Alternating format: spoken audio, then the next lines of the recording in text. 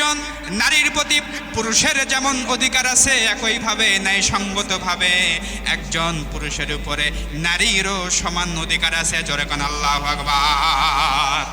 সম্মানিত হাজিরিন, আমি আপনাদেরকে বলবো, গভীরভাবে লক্ষ্য করবেন। আল্লাহ সুবহানাহু ওয়া তাআলা তিনি বলছেন, একজন নারীর দুনিয়ার মধ্যে সর্বপ্রথম কর্মস্থল, সর্বপ্রথম ওয়ার্ক প্লেস হলো তার ঘর।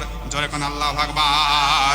আল্লাহ তাআলা বলেন, ওয়াকারনা ফি বুয়ুতিকুন্না ওয়ালা তাবাররাজনা তাবাররুজাল জাহিলিয়াতিল উলা।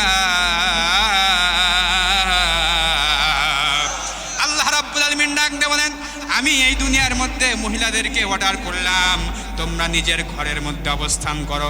আর জাহিলি যুগের মহিলারা যেইভাবে তাদের আপনার সতীত্ব বের করে, তাদের শরীরগুলো মানুষের সামনে প্রদর্শন করত, ওইভাবে তোমাদের শরীরকে তোমরা প্রদর্শন করো না, তোমরা ঘরের মধ্যে অবস্থান করবে। তার মানে কি আল্লাহ তাআলা নারীদেরকে ঘরের মধ্যে বন্দী করেছেন? বিষয়টা কি এমন?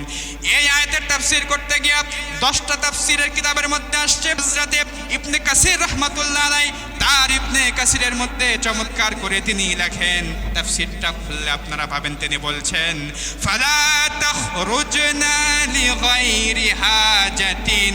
তিনি ডাক দিয়ে বলেন, একজন নারী তার প্রয়োজন যদি হয় অবশ্যই সে বাহিরে বের হবে। জোরে কোন আল্লাহু আকবার।